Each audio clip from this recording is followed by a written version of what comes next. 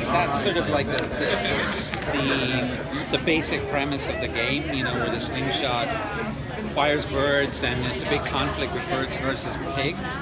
But we knew that, like, in order to sort of make a story that the audience would really want to see and engage with, we had to create great characters, right? So we started with the basic icons of the birds and the pigs.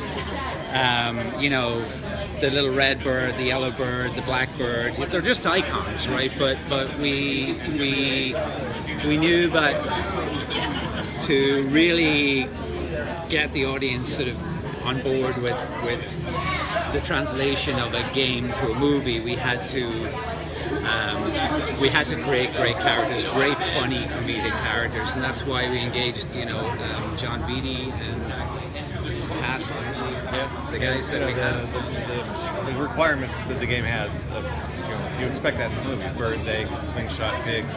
You can't start a movie that way. You have to actually tell a story, you know, and really the audience be engaged and follow along and be really connected to these characters. So it's about setting up the world. We spent so much time in the movie establishing this world, where Red lives, how he relates to his community, where his place is in the society.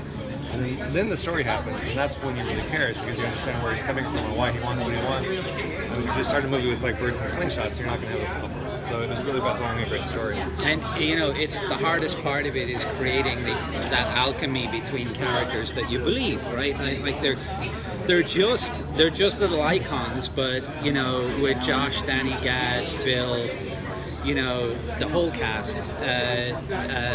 When we got those guys together in the room and we just started playing, these relationships and tendrils of things started to form, and you feel the chemistry. I mean, this shows up in the movie. Yeah. Like, when these three characters are on screen together, as an audience member, you're just really happy to see them interacting with each other, and they balance each other really well. Like Danny was like the gruff voice, and Chuck's the fast talker, and Red's, you know, the kind of the magnet that holds it all together. It's just like their personalities really transfer to these characters. So it's a great cinematic trio. It's really special. That triangular relationship is what you just love watching in the movie. Comedically, they have this electricity between the three of them. It's something you can't plan for. It's going to happen or it's not. You have to work really hard to make it happen. But it just, from the beginning, we knew that this was like a special thing. And even story-wise, we're always trying to find ways to get these three characters together, because in the beginning, our original story, they kind of went their separate ways, but so we realized it was better to have those three characters like on screen at the same time. It's such a great trio. So you sort of forget about like the actual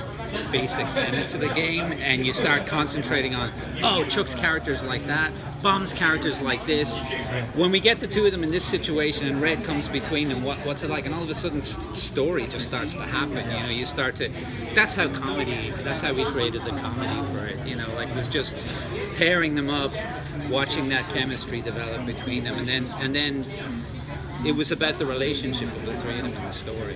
Is there a certain poetic justice that the slingshot was the pig's idea in the first place? Yeah, I love that idea. Yes. I love that, like, it's their own undoing, really. Is they think they're just kind of wowing the birds with this, you know, technology, but backfires.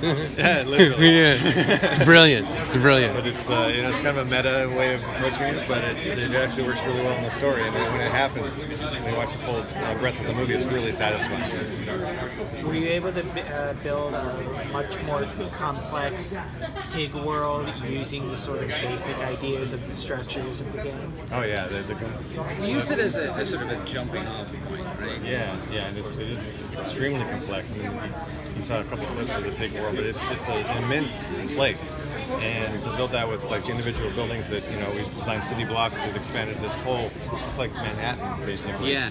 But we kind of started with the reverse psychology of it, you know. So we wanted to build something really fantastic for the audience, but then from like sort of a story standpoint, we wanted to blow everything up. Yeah. You know, so it's like designed everything to destroy. We designed everything to destroy. So it had to look cool and it had to be believable to the audience, right? But then we also had to be, because it was immensely complex to create a whole city. I mean, it literally is a whole city. You can go in, walk around it, go into buildings.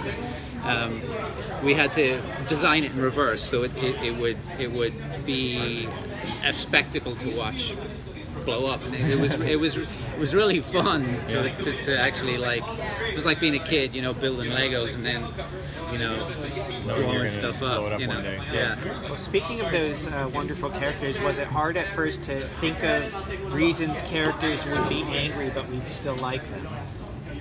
That's a major hurdle to overcome when you're developing any kind of animated picture and you have a character with an attitude. You always want to make sure that the character is appealing And relatable. Yeah. Like, both our training is to, you know, our training is in story and animation is to make characters, no matter what their attitude, the audience is going to like them. And part of that is, you know, your training at Disney, my training in story, you know, and also the warmth that an actor can bring to it as well, and just clever writing, you know, like we always pushed it beyond with Red. You know, the worry was that because he was an angry guy all the time, he was going to be unappealing to the audience. When we tested it, he's everyone's favorite character. He's like he's really appealing, you know, because he's vulnerable, and because you see the vulnerability expressed through anger. That's what kind of makes him. Yeah, and even, you know, you look at the clips we showed about Red going through life and just annoying things. Those are relatable. Those are things that happen to us. You know, maybe not a kid kicking a ball into your house, but you know, there's things in there that people are like, yeah, I can totally understand why you would get upset about that. So that was really important, is to find those, like, justifiable anger moments versus like, oh, this is just a funny situation. Yeah. So we had to make it relatable to the audience. No one's really cracked the adapting a video game into a movie yet, and Angry Birds We is have. sort of getting. Yeah, you guys. Yeah, you You know, guys. in 2 months we can say that.